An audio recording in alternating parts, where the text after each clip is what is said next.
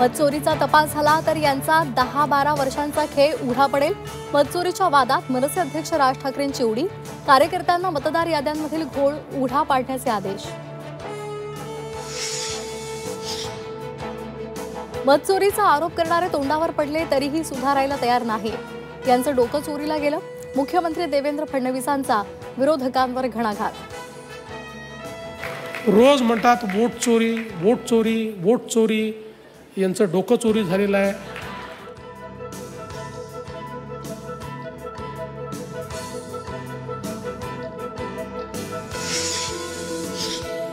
मटण खाल्लेलं माझ्या पांडुरंगाला चालतं, तुम्हाला काय प्रॉब्लेम आहे? सुप्रिया सुळे यांची रोखठोक भूमिका, तर त्यांना वारकरीच उत्तर देतील, फडणवीसांचा सुळेंना टोला।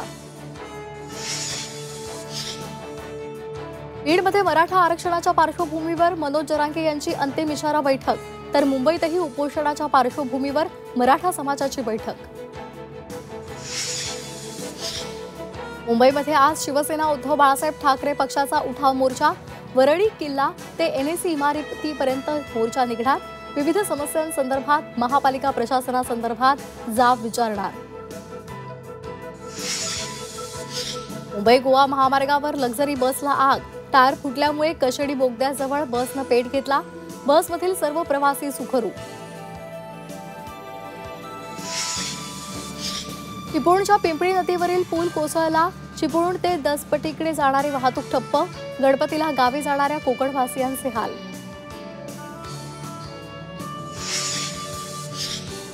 गणेशोत्सवापूर्वीचा आज शेवटचा रविवार, सजावट साहित्य, मखर खरेदीसाठी बाजारपेठेत गणेश भक्तांची झुंबड।